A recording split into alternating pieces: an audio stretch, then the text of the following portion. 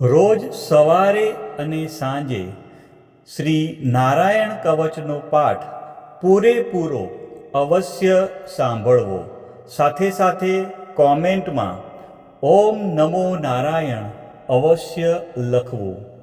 શ્રીમદ ભાગવતના 6ઠ્ઠા સ્કંદના 8મા અધ્યાયમાં શ્રી નારાયણ કવચ ત્વષ્ટા ઋષિના પુત્ર વિશ્વરૂપ ઇન્દ્રને કહે છે. વિશ્વરૂપ કહે છે, જ્યારે ભયનો સમય પાસે આવ્યો હોય ત્યારે મનુષ્યએ હાથ પગ ધોઈ આચમન કરી ઉત્તર દિશા તરફ મુખ રાખી શ્રી નારાયણ કવચનો પાઠ કરવો. જ્યારે ભય આવે ત્યારે શ્રી નારાયણ રૂપ નામ બખ્તર અવશ્ય ધારણ કરવું. હવે આપણે નારાયણ કવચનો પાઠ સાંભળીશું. ગરુડની પીઠ પર ચરણ કમળ ધારણ કરનારા, 8 સિદ્ધિઓવાળા, 8 બાહુઓવાળા અને તે 8 બાહુઓ વિશે શંખ, ચક્ર, ઢાલ, ગદા, બાણ, ધનુષ તથા પાસને ધારણ કરનારા શ્રી હરિ મારી સર્વ પ્રકારે રક્ષા કરો. જળમાં મત્સ્યાવધારી ભગવાન જલજંતુઓથી તથા વરુણના પાસથી મારી રક્ષા કરો. માયાથી બટુક બનેલા વામનજી સ્થળમાં મારી રક્ષા કરો. શ્રી વિશ્વરૂપ ત્રિવિક્રમ ભગવાન આકાશમાં મારી રક્ષા કરો. અસુરના અધિપતિઓના શત્રુ ભગવાન નરસિંહ સંકટકારક વનવગડાઓમાં તથા સંગ્રામ વગેરેમાં મારી રક્ષા કરો કે જે નરસિંહના ખડખડાટ હાસ્યના શબ્દથી દિશાઓ ગાજી ઉઠી હતી અને ગર્ભિણીઓના ગર્ભ પડી ગયા હતા. પોતાની દાઢથી પાતાળમાંથી પૃથ્વીનો ઉદ્ધાર કરનારા ભગવાન યજ્ઞમૂર્તિ વરાહ માર્ગમાં મારી રક્ષા કરો. પરશુરામ પર્વતોના શિખરોમાં મારી રક્ષા કરો અને ભરતના મોટા ભાઈ રામ તથા લક્ષ્મણ પ્રવાસમાં મારી રક્ષા કરો. અભિચારી વગેરે સર્વ ઉગ્ર ધર્મમાંથી તથા પ્રમાદમાંથી શ્રી નારાયણ ભગવાન રક્ષા કરો. નર ભગવાન ગર્વથી રક્ષા કરો. યોગના સ્વામી દત્તાત્રેય યોગ ભ્રંશથી મારી રક્ષા કરો. ગુણના સ્વામી કપિલદેવ કર્મના બંધનથી મારી રક્ષા કરો. સનત કુમાર કામદેવથી મારી રક્ષા કરો. હયગ્રીવ ભગવાન રસ્તામાંથી જતા દેવતાઓને પ્રણામ ન કરવા રૂપી અપરાધમાંથી મારી રક્ષા કરો. દેવર્ષિ શ્રેષ્ઠ મુનિ નારદ ભગવાનની પૂજામાં જે કોઈ વિઘ્ન નડે તેનાથી મારી રક્ષા કરો.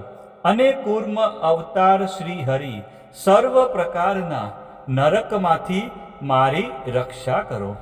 ભગવાન ધન્વંતરી કુપથ્યમાંથી મારી રક્ષા કરો.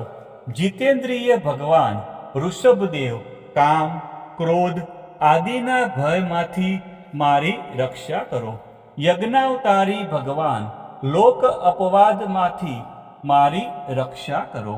બળભદ્ર મનુષ્ય તરફથી થનારા ઉપદ્રવોમાં મારી રક્ષા કરો. અને શેષનાગ ક્રોધાવેશ નામના સર્પગણોથી મારી રક્ષા કરો. ભગવાન વેદવ્યાસ અજ્ઞાનથી મારી રક્ષા કરો. ભગવાન બુદ્ધ પ્રમાદવાળા પાખંડીઓના ટોળામાંથી મારી રક્ષા કરો. ધર્મની રક્ષા કરવા માટે અવતાર લેનાર ભગવાન કલ્કી કાળના મળરૂપ કળયુગથી મારી રક્ષા કરો. કેશવ ભગવાન પ્રભાતમાં ગદાથી મારી રક્ષા કરો. વેણુધર ભગવાન ગોવિંદ આ સંકટ કાળમાં મારી રક્ષા કરો. ઉદ્દાત શક્તિ શ્રી નારાયણ ભગવાન પ્રાહન કાળમાં મારી રક્ષા કરો. અને ચક્રધારી ભગવાન શ્રી વિષ્ણુ મધ્યાહન કાળમાં મારી રક્ષા કરો. મધુદૈત્યને મારનાર ઉગ્ર ધનુર્ધારી ભગવાન શ્રી વિષ્ણુ ત્રીજા પહોરમાં મારી રક્ષા કરો. બ્રહ્મા, વિષ્ણુ અને રુદ્ર એ 3 મૂર્તિવાળા ભગવાન માધવ સાંજકાળમાં મારી રક્ષા કરો. ઇન્દ્રિયોના સ્વામી ઋષિકેશ ભગવાન પ્રદોષ કાળમાં મારી રક્ષા કરો. પદ્મનાભ ભગવાન કેવળ એક અર્ધરાતથી પહેલા કાળમાં અને અર્ધરાતે મારી રક્ષા કરો. શ્રી વસનું જેને ચિહ્ન છે એવા ઈશ શ્રી વિષ્ણુ પાછલી રાતે મારી રક્ષા કરો. તલવારધારી ભગવાન જનાર્દન મળસકામાં મારી રક્ષા કરો. દામોદર ભગવાન સંપૂર્ણ સંધ્યાઓમાં મારી રક્ષા કરો.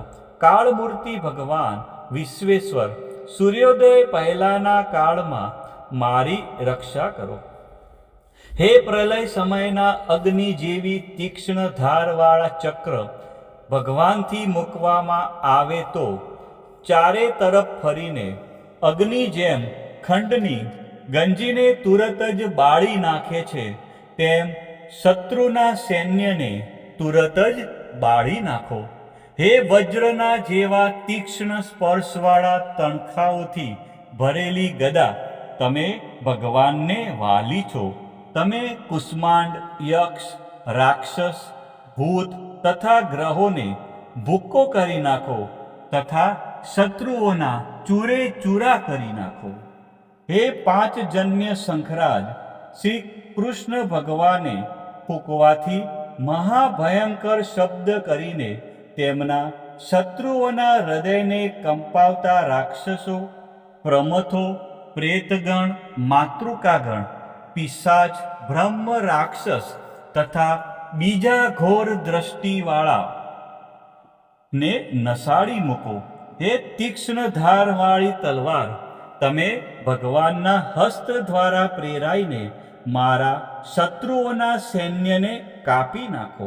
હે ચંદ્રમા જેવી 100 ફૂદડીવાળી ઢાલ, તમે શત્રુઓની આંખને ઢાંકી દો અને પાપી નજરવાળાઓની પાપી દ્રષ્ટિ હરી લો.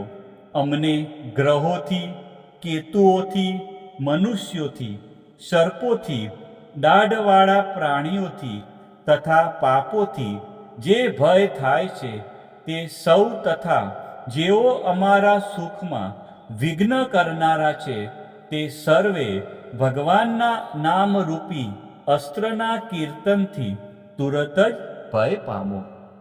બૃહદથંતર વગેરે સામના સ્ત્રોતોથી સ્તુતિ કરાતા વેદમય તથા સમર્થ ગરુડ ભગવાન સર્વ સંકટોમાં મારી રક્ષા કરો. તથા વિશ્વકસેન ભગવાન પણ પોતાના નામો લેવા વડે સર્વ સંકટોમાંથી મારી રક્ષા કરો.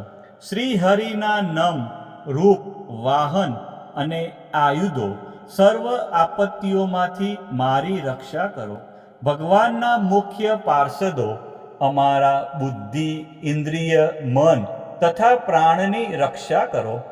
આ સાકાર નિરાકાર જે કંઈ જગત છે સર્વ ભગવાનનું જ સ્વરૂપ છે. આ સત્યથી મારા સર્વ ઉપદ્રવો નાશ પામો.